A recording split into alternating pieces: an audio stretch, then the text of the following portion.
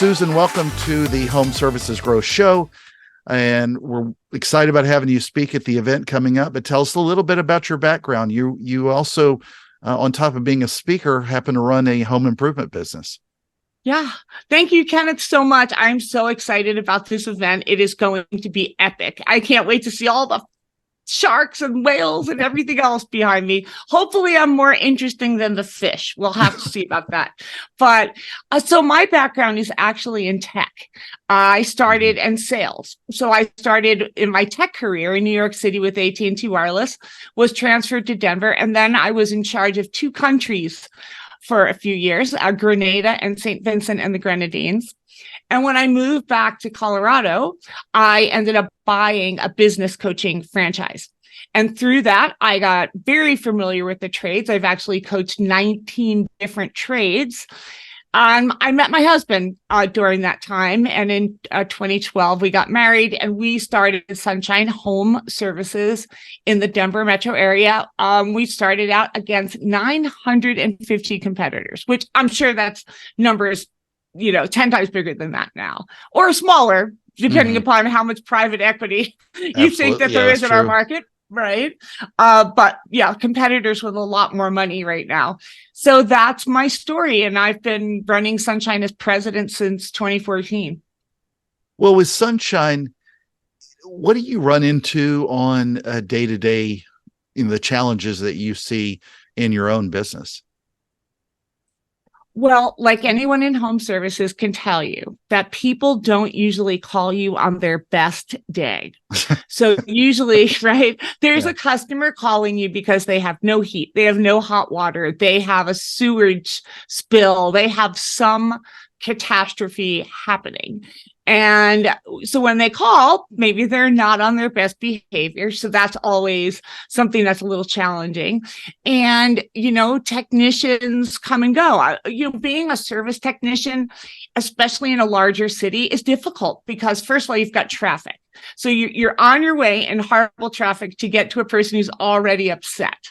So there's a lot of that. And you never know what you're going to walk into. My husband actually was bit on the leg by an alligator once, ripped his pant leg off, countless hoarders and, all kinds of crazy things that they run into. So those are the things that happen on a day-to-day basis in a service business. Yeah, that's a pretty tough day-to-day challenges. But yeah, I'm trying to think of any owner I know, they've never gotten a call said, hey, where do we leave you a great review? Nobody's doing that. So at the same time, flip side of that, what do you see as some of the opportunities out there that really not enough business owners in this space should be taking advantage of in this climate? Well, my love of technology is come full circle for me. And this is the most exciting time ever in my business and in the world for me. I am obsessed with AI and systemizing everything and automating everything. And on top of that, Kenneth, I just did my budget yesterday. Yes, one day. I did my budget one day. Normally, I spend the whole week, third to last week of November every year writing the budget. Took me one day. And I am using 9 different AI tools to run our company now. That's great. Well, tell us a little bit briefly, too, about competing on awesome and not on price, because that's the name of your book and have been a big keynote as well. It has. And we have tried to do things really outside of the box. We now have like 3 messages and that's it. 1, we are female owned. We're 51% owned by me, and we cater to a really higher end female community, which is unusual that most companies do not actively participate in going after that type of market. Number 2, we have transparent pricing. It is on our website, and that may not be popular with everyone, but I feel that if you have a plumbing or heating emergency in the middle of the night, you are going to stay up and stress out all night because you don't know how much it costs. And let's just take that off the table. Right. And another thing that we're doing is booking online. So we're using AI wherever we possibly can in order to streamline operations to have a better customer experience so that the dispatchers and office manager and our company can focus on customer service and not dealing with process hiccups. So we are just every single week, we're adding something new in that area. So when you get home, though, is it 51 to 49% there, or are you 50-50 in agreement? Well, I'm as many of your listeners probably can attest, because in home service businesses, there's a lot of times spouse working together, or family of some sort, right? Which presents its own type of challenges. And the way my husband and I do it, he has his lane. Basically, he has his job description. This is what he does, and I do this.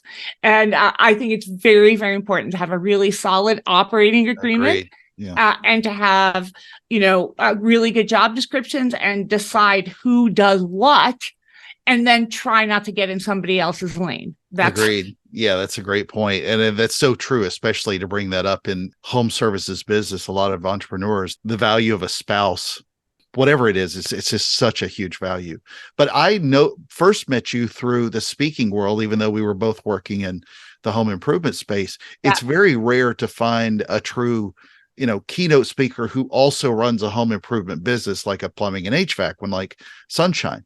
You hear a lot of speakers at events. You hear a lot of speakers, business inspiration type conferences, and those that are at plumbing and HVAC type conferences. What do you think is different about your message that you bring in this space? Well, first, I live it every single day.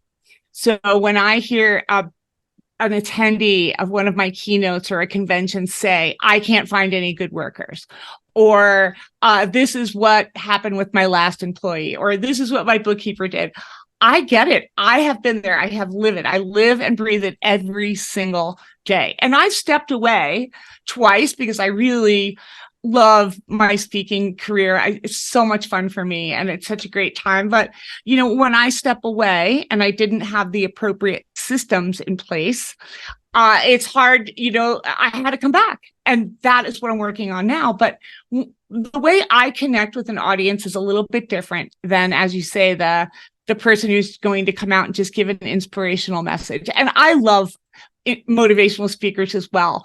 But my connection is that I understand.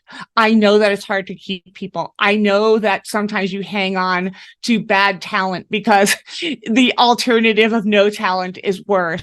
I know about the customer demands. I know about all the nuances and issues that happen out there. And, that's how we connect. And I really share real life stories and solutions that I've been able to find. And I think part of that's bringing my tech background in there, that I find technological fixes for things where people might do the same old over years. And that's what I always say too. The words that kill a business faster than anything else is, that's the way we've always done it.